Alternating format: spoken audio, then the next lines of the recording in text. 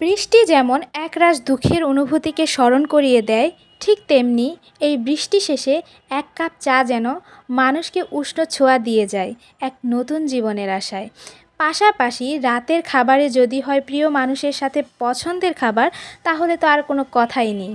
কিছু কিছু মানুষ, কিছু কিছু মুহূর্ত আমাদের জীবনে আসে রহমত নিয়ে। হে এভরিওয়ান, আসসালামু আলাইকুম, welcome back to my new another blog. আজকে আপনাদের সাথে খুব ছোট্ট একটা ব্লগ শেয়ার করতে এসেছি, তবে এটা খুব পছন্দের একটি ব্লগ, আপনারা অনেক বেশি উপভোগ করবেন আর আমার সাথেই থাকবেন। আজকে সকাল সকাল ঘুম থেকে উঠে দেখি এরকম ঝুম বৃষ্টি, তো এর মধ্যে আমার হাতে মেহেদি দিতে ইচ্ছা করলো। তো আমার মেহেদি দেওয়াটা খুব বেশি সুন্দর হয় না, আমি এর আগে কখনোই দিইনি। তো একা একা মনের মাধুরী মিশিয়ে আমি মেহেদি দিয়ে দিলাম। আর এদিক দিয়ে সকালের নাস্তায় আমি চলে এসেছি। কি খাবো ভেবে পাচ্ছিলাম না, তবে তারপরে দেখলাম যে হাঁড়িতে গরুর মাংস রাখা আছে, তো ভাবলাম যে এই গরুর মাংস, প্রসেস করা মাংস দিয়ে আমি খিচুড়ি রান্না করে নিই। তো ইনস্ট্যান্ট আমি এই খিচুড়িটা রান্না করে নিয়েছি। আমার কাছে কিন্তু গরুর মাংসের এই খিচুড়িটা খুবই ভালো লাগে। আপনারা কে কে পছন্দ করেন অবশ্যই কিন্তু কমেন্ট করে যাবেন। তো এটা ছিল আমার সকালের নাস্তা। সকালের নাস্তা খাওয়ার কিছুক্ষণ পর আমার অবশ্যই এক কাপ চা লাগবে। তো আজকে যেহেতু সকালে ভারী খাবার খেয়ে নিয়েছিলাম, তো চা খেতে অনেক বেশি লেট করে ফেলছি, বা 11টা কি 12টার দিকে আমি চাটা খেয়েছিলাম। খাওয়ার পরে আমি রান্নার কাজে চলে যাব দুপুরের। তো এখানে কিছু বাজার আনা হয়েছিল, ভাবলাম যে এগুলো আমি ঠিক জায়গায় রাখি। এখানে আনা হয়েছিল স্যালাইনটা আমার বাসায় সবসময় থাকে। আমার প্রেশার মাঝে মাঝে আপ ডাউন করে, যার কারণেই স্যালাইনটা আমার বাসায় রাখতেই হয়। তারপরে আমার জন্য কিছু খাবার আনা হয়েছিল, বিস্কিট, নুডলস, চা ছাড়া তো আমার একদমই চলে না। এদিক দিয়ে চা পাতা শেষ হয়ে গিয়েছিল। আর এখানে মুসুর ডাল, মুগ ডাল এগুলাও আনা হয়েছে। চাও শেষ হয়ে গিয়েছিল বাসায়, পাশাপাশি কফিও শেষ হয়ে গিয়েছিল। আর কফিটা আমি খুব মাঝে মাঝে খাই, কিন্তু বাসায় শেষ হয়ে গিয়েছিল বিধায় আনা হয়েছিল। তো আমি কি কি খাই না খাই আমার হাজব্যান্ড খুব ভালো মতো জানে।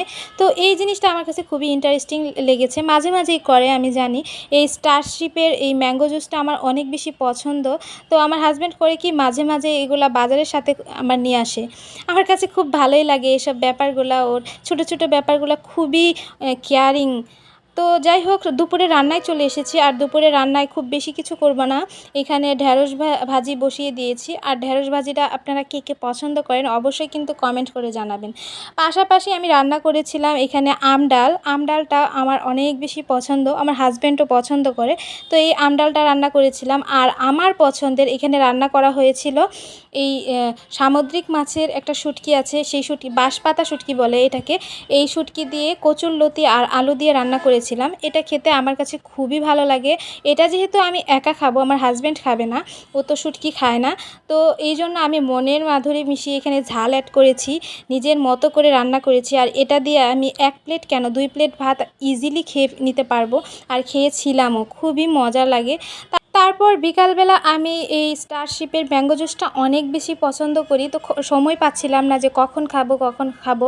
তো বিকালবেলায় আমি খেয়ে নিয়েছিলাম। খেয়ে নেওয়ার পর বাসার কিছু কাজ ছিল, সেগুলোও করেছি ধীরে ধীরে। সেগুলো ক্লিপ নেই না, আমি সব ভিডিও ক্লিপ নেই না, কিছু কিছু নেই, সেটাই আপনাদের সাথে শেয়ার করি। আর সন্ধ্যার পরে 1 কাপ চা খেয়েছিলাম। আর এদিক দিয়ে আমার হাজব্যান্ড বলছিল যে তোমার রাতে রান্না করার দরকার নেই, আমি খাবার নিয়ে আসবো। তো এটা শুনে তো আমি মহা খুশি হয়ে গেছি। ও মাঝে মাঝে এমন করে, যার কারণে আমার খুবই ভালো লাগে। তো কিছু কিছু ব্যাপার আছে আমার হাজব্যান্ডের, যেগুলা আসলে অনেক ভালো লাগে, ভালো লাগার বিষয়। প্রত্যেকটা মেয়েই চায় যে তাদের হাজব্যান্ডটা এমন হোক। আমিও হয়তো চাইতাম, তো যার কারণে আল্লাহ আমার কপালে রেখেওছে। সবচেয়ে ইন্টারেস্টিং ব্যাপার কি জানেন, কিছু কিছু ছোটো ছোটো ব্যাপার আছে যেগুলা খুবই ভালো লাগে আমার হাজব্যান্ডের। যেমন আমি কোক বেশি পছন্দ করি, ও 7 আপ পছন্দ করে, ও সবই খায়। তারপরও আমার জন্য আলাদাভাবে কোক নিয়ে আসে, আর ওর জন্য 7 আপ নিয়ে আসে। ও চাইলে যে কোনো একটাই নিয়ে আসতে পারতো, কিন্তু ও সবসময় এমন করে, আমার খাবার, আমার সব কিছুতে ও প্রাধান্য দেয়। যার কারণে দেখেন এখানে একটা কোক নিয়ে এসেছে, আবার একটা 7 আপও নিয়ে এসেছে। তো এটা হচ্ছে আমাদের রাতের খাবার। তো আমরা টেবিলে বসিনি, ভাবলাম যে আমার হাজব্যান্ড এসেছে, ও এসে বেডে শুয়ে পড়েছে অলরেডি অফিস থেকে এসে ফ্রেশ হয়ে। তো ভাবলাম যে এখানেই নিয়ে আসি, তাই সব কিছু একদম বেডের উপরে নিয়ে এসে পড়েছি। এখন আমরা দুইজনে মিলে খাবো। আমার কাছে কিন্তু এই গ্রিলটা খেতে অনেক বেশি ভালো লাগে। আপনারা কে কে পছন্দ করেন অবশ্যই কিন্তু কমেন্ট করে জানাবেন। এখানে গ্রিল ছিল, সাথে গ্রেভি ছিল, আর এখানে একটা সালাতের মতো গাজর আর পেঁপে দিয়ে মেবি বানানো ছিল। আর এখানে ছিল নান রুটি। এগুলা একসাথে খেতে কিন্তু খুবই ভালো লাগে। আর আমার বিশেষ করে কোক ছাড়া একদমই এসব খাবার আমি খাবই না, যার কারণে কোকটা কোনোভাবেই মিস করা যাবে না। একটু করে কোক খাবো আর সবগুলো খাবার একটু একটু করে ট্রাই করব। তো যাই হোক, আমার এই ছোট্ট ব্লগটি আপনাদের কাছে কেমন লাগলো? যদি একটুও ভালো লেগে থাকে অবশ্যই লাইক, কমেন্ট, শেয়ার করতে কিন্তু ভুলবেন না। আজ এই পর্যন্ত। সবাই অনেক অনেক বেশি ভালো থাকবেন, সুস্থ থাকবেন। আল্লাহ হাফেজ।